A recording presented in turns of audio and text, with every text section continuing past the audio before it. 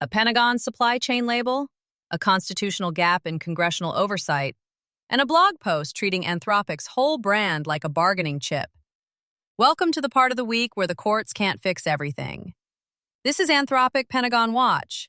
Today we're slowing it down and asking two things. What does that supply chain designation actually cost in practice? And does Congress have any real lever on executive AI procurement at all? Spoiler from the Institute for Law and AI, not much. And the dev community piece, SafetyCo goes to war, is the first outside source this week that just says the quiet part out loud. Finally, something worth arguing with. Fine. Let's steelman it. From Institute for Law and AI. On March 26, Judge Rita Lynn of the U.S. District Court for the Northern District of California granted a preliminary injunction for Anthropic in its ongoing dispute with the Department of Defense over its designation of Anthropic as a supply chain risk. The Anthropic affair has intensified a debate over how law should constrain the executive branch's use of artificial intelligence, AI. The Institute for Law and AI dropped a framing this week that changes how you read the whole Anthropic fight. They're calling it an advice and consent problem. In other words, even if Judge Lynn's injunction holds, Congress still has no formal way to weigh in when the executive branch decides to deploy AI at scale. The court battle everyone's been watching may be one floor below the real constitutional problem. And their diagnosis is pretty blunt. Full legislative specification of AI design choices is impossible. But trusting the executive branch to police its own deployments responsibly is equally unwise. That's a law journal way of saying the honor system is not a compliance framework. Which, by the way, lines up with what we were asking on May 21st, whether a final ruling could actually narrow the designation authority itself. The Institute's answer is basically, yes, Anthropic can win in court, but no, that doesn't magically create an oversight structure Congress never built. So Anthropic wins, gets the designation lifted, and then the next lab gets tagged the same way with 0 new guardrails. The lawsuit clears one company's name on one procurement list. It doesn't close the structural gap. Securing.website with Jordan Ellis. When a government buyer labels a vendor as a supply chain risk, it is not just a public relations problem. It can affect whether your company can sell into federal, defense, intelligence, or other regulated procurement channels, what artifacts you must produce during diligence, and how much scrutiny your architecture will face before a contract is signed. We've been calling the Anthropic designation a label all week, and today's Securing.website piece finally makes us define what that means. In practice, a supply chain risk designation triggers a compliance cascade. SBOMs, model lineage documentation, audit readiness artifacts. It's not a door slamming shut. It's every prime contractor and downstream vendor suddenly inheriting a due diligence burden they didn't budget for. One line in that piece is the one I keep coming back to. Procurement eligibility is earned continuously, not negotiated once. So even if Anthropic wins the injunction, they're not done. They're walking into a permanent audit posture. That's a different company from the one that filed the lawsuit. Step back for me. While this lawsuit is still pending, what does the Pentagon's supply chain risk label actually do on the ground? Does it automatically shut Anthropic out? Or does it mostly make agencies and defense contractors too nervous to touch Claude? So the short answer is, it's somewhere in the middle. And right now it's doing both, just inconsistently. The designation, which took effect after formal letters went to Anthropic on March 3rd, is the first time that label has ever been applied to an American company, per Mayor Brown's contractor advisory. Formally, according to Anthropic's own statement, it bars contractors from using Claude as a direct part of work performed under Department of War contracts. It doesn't reach every commercial use of Claude across the board. But here's the problem.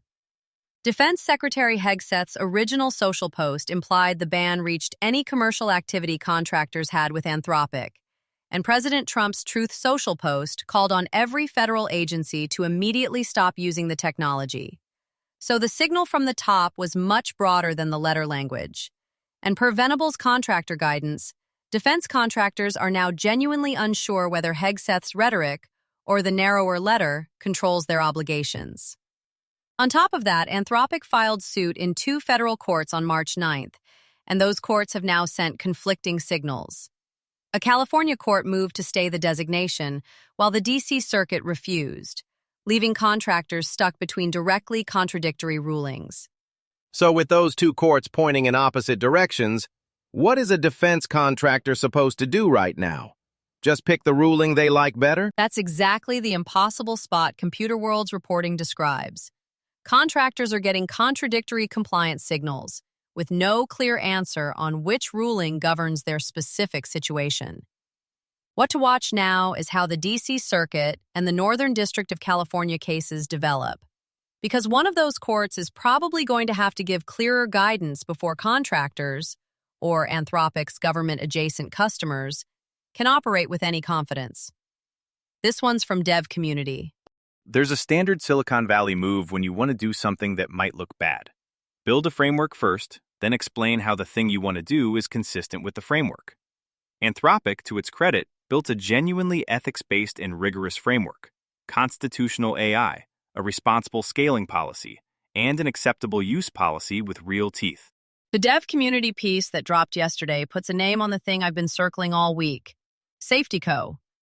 The argument is that Anthropic built a genuinely rigorous ethics architecture, constitutional AI, the responsible scaling policy, real acceptable use teeth, and then used that architecture as permission to move the moment the Pentagon contract was on the table. I'll give the piece this. It's asking the right question. The framework didn't block the DoD deal. It justified the DoD deal. That's a very different product from what was advertised. Here's where I want to push back, though, because I don't think that critique lands cleanly. The alternative sitting in that Pentagon building right now is 8 other labs that never put any limits in writing at all. A framework that bends under pressure is still a framework. It creates a paper trail, audit exposure, something to litigate against. Silence doesn't. That's the charitable read, and it's not wrong. But at least we wrote it down is a pretty low bar for a company whose founding pitch was that they left OpenAI because the safety wasn't serious enough. Here's Maria Curie at Kip Courier Ethics. Anthropic on Monday sued the Pentagon, alleging its designation as a supply chain risk violates the company's First Amendment rights and exceeds the government's authority. Why it matters. Supply chain risk designations are usually reserved for foreign adversaries that pose a national security risk, a punishment that could be hard for the government to square as it relied on Claude for operations in Iran. Worth pausing on the detail Curie surfaced. The Pentagon was actively running Claude in Iran operations while it was also designating Anthropic a supply chain risk. That's not a footnote. That's the government's own factual record undercutting its legal theory before the first brief is filed. And Anthropic's framing in the complaint is careful. They're not suing for a contract. They're suing to stop blacklisting over a policy disagreement. That distinction matters because if the court buys it, it could cover every AI lab that ever pushes back on a deployment condition. That's the precedent question I've been sitting with all week. But the Institute for Law and AI piece today adds another layer. Even a clean court win still wouldn't create a congressional checkpoint on executive AI procurement. Anthropic could win, and the structural problem, no advice and consent mechanism for major deployments, stays exactly where it is. Right. And the Dev Community SafetyCo critique hits harder in that vacuum. If there's no institutional check, then Anthropic's ideals-based framework starts looking like branding under pressure. And the 8 labs already inside the building with no articulated limits prove the market doesn't punish you for skipping the values language entirely. If you follow Anthropic's government work, you may also like the Data Center Daily, a daily briefing on AI, compute, hyperscaler CapEx, the power grid, chip supply, and energy markets. Find it wherever you listen to podcasts. We've put links to all the stories from today's briefing in the show notes, so if one caught your ear, you can read more there. That's Anthropic Pentagon Watch for this Monday, May 25th. This is a Lantern podcast.